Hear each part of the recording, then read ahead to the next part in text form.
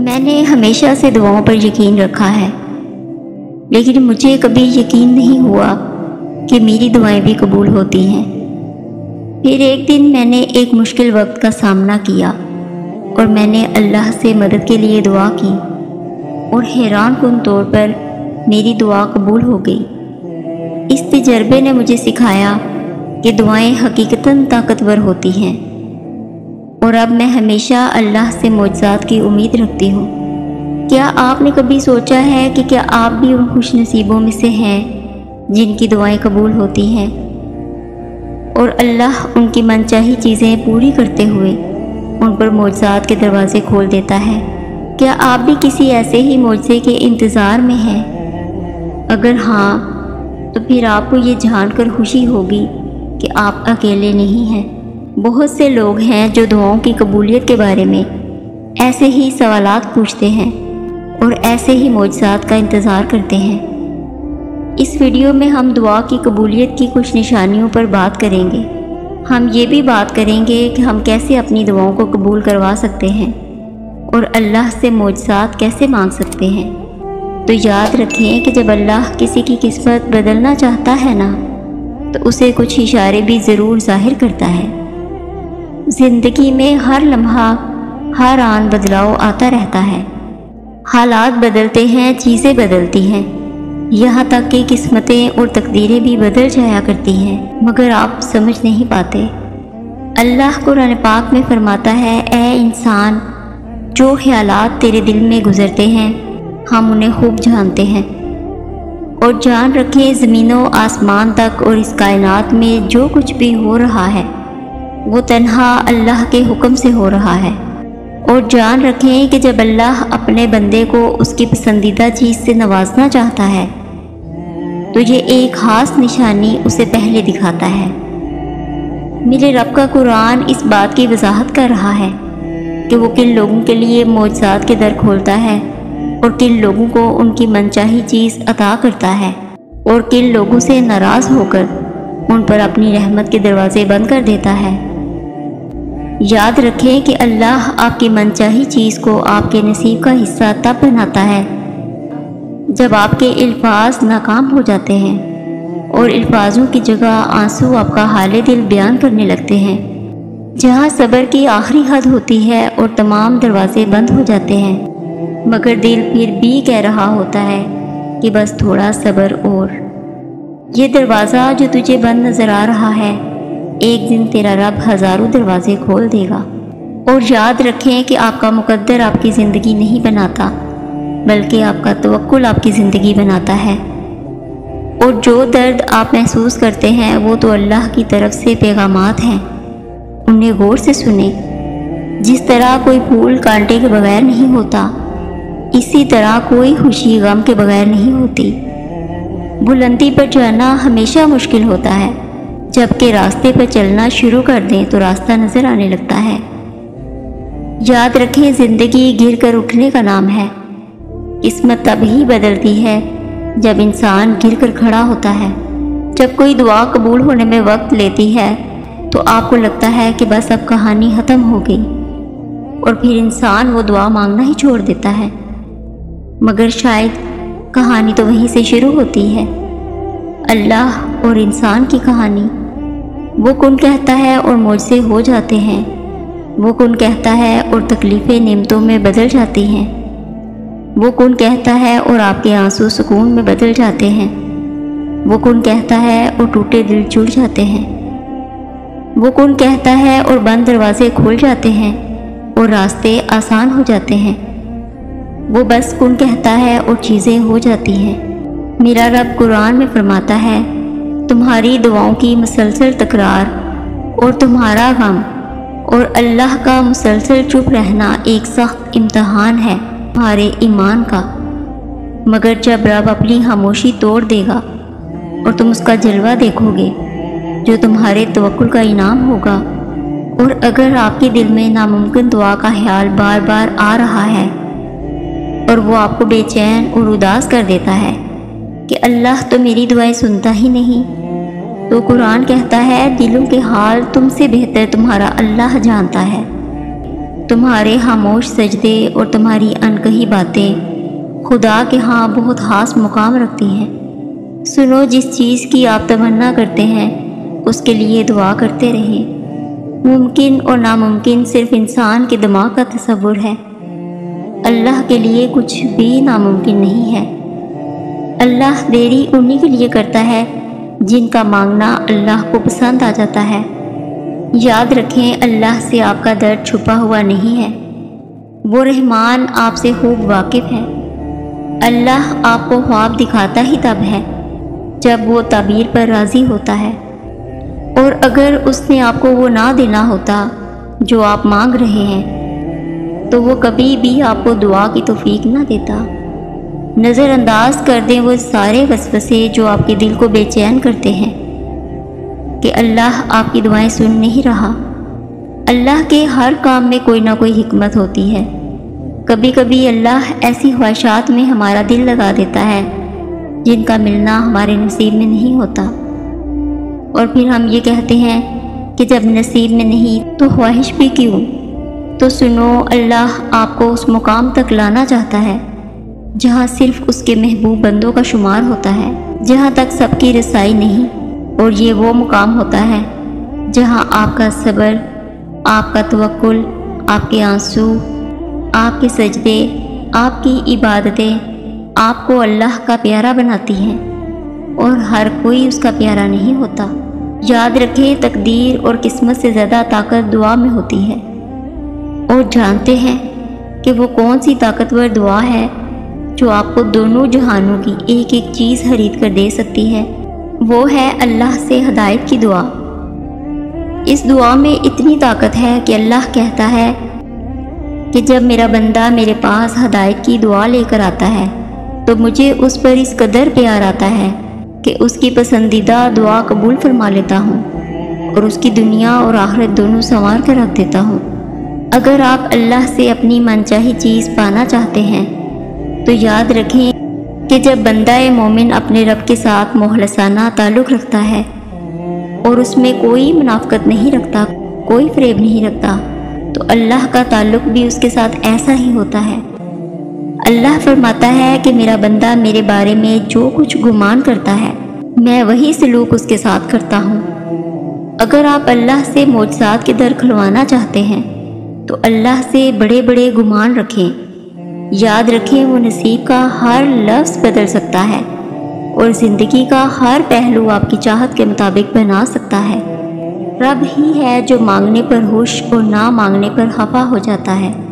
اور اگر آپ یہ سوچ رہے ہیں کہ اللہ آپ کی پسندیدہ چیز آپ کے نصیب کا حصہ کب بناتا ہے اور اپنا کن کب فرماتا ہے، تو یاد رکھیں جب آپ اللہ سے مخلص دل سے مانگتے ہیں اور اپنی ذات سے کسی کی حق تلفی نہیں کرتے تو اللہ بھی آپ کے ساتھ بھلائی کا معاملہ کرتا ہے۔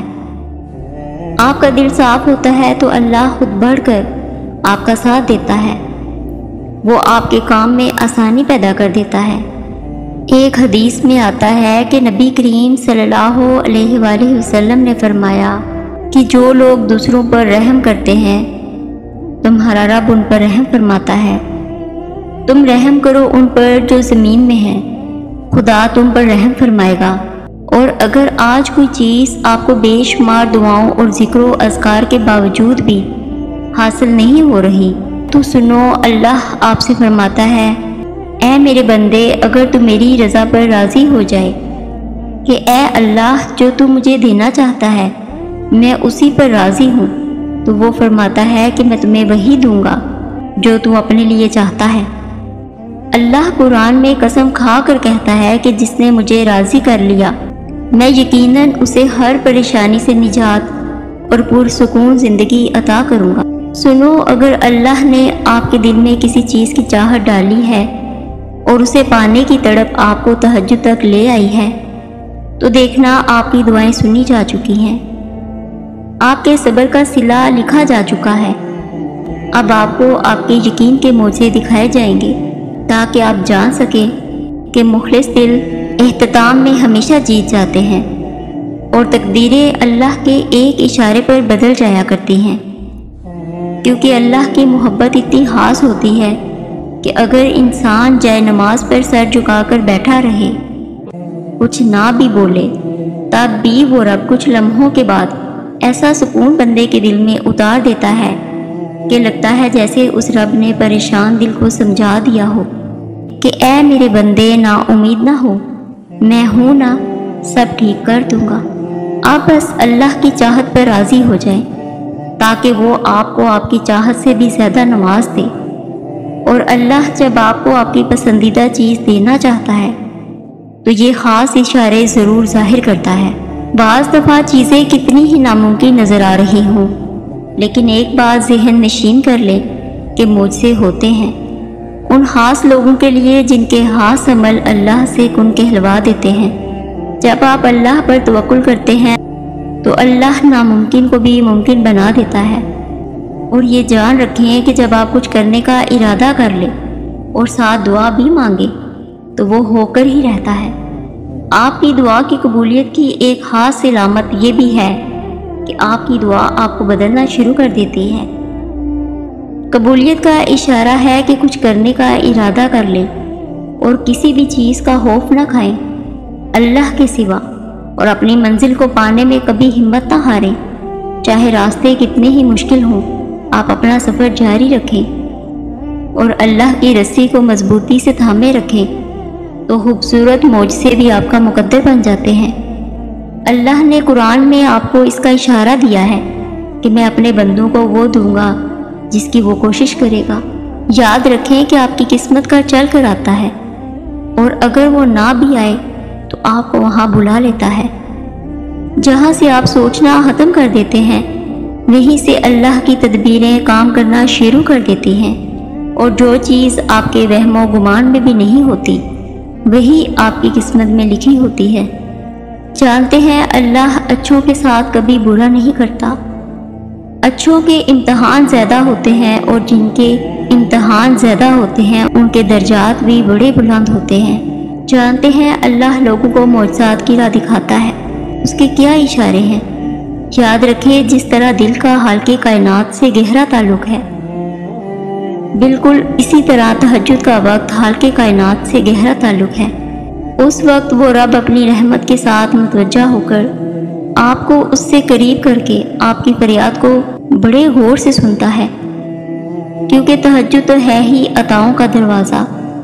تو اگر آپ کی من پسند چیز کی تڑپ آپ کو تہجد تک لے گئی ہے تو یہ اس بات کا واضح اشارہ ہے کہ اللہ نے آپ کو خود ان مقبول ساتھ میں مانگنے کی توفیق عطا کی ہے، اور بہت جلد آپ کی تمام ناممکن دعاؤں کو قبولیت کا شرف بخشنے والا ہے، اور اپنے کرم سے آپ کے لیے معجزوں کے ایسے در کھولتا ہے جو آپ کی خوشیوں کا جہاں آپ کے قدموں میں ڈھیر کرنے کا سبب بنتا ہے۔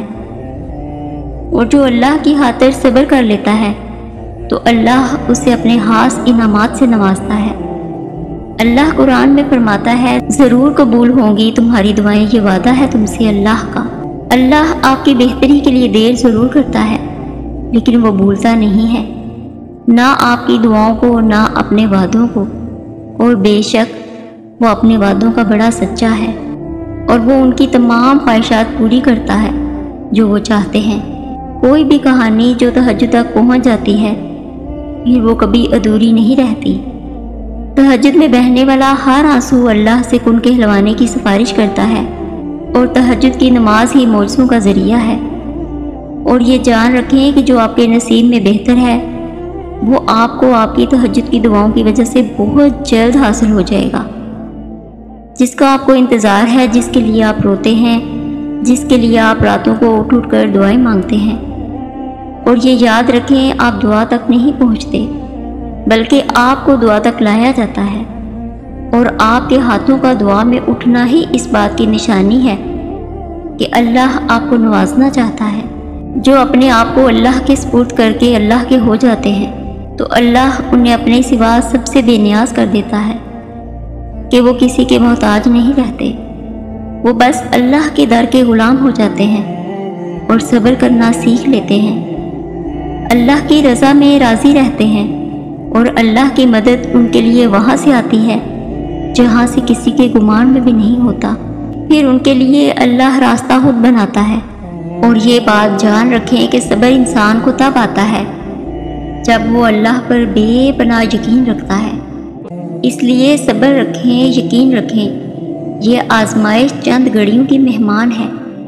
ان قریب مایوسی کے بادل ختم ہونے والے ہیں، ان قریب رب کا نور قبولیت بن کر جگمگانے والا ہے۔ اور سوچیں، جس شخص نے اللہ کے ہر فیصلے پر سر جھکانا سیکھ لیا اور صبر کر لیا، اسے پھر دنیا کی کون سی چیز توڑ سکتی ہے؟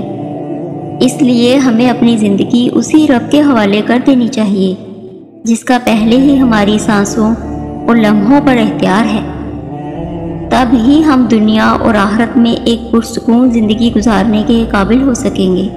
اللہ نے آپ کی امید کو اس لیے برقرار رکھا ہے کیونکہ اس نے عطا کی ساری تیاریاں کر رکھی ہیں۔ جس طوفان سے آپ اندر ہی اندر لڑ رہے ہیں، یہ یقین کریں کہ وہ تھم جائے گا، اور اس طوفان کے بعد آپ کو سکون قلب نصیب ہوگا اور آپ کی دعائیں قبول کر لی جائیں گی۔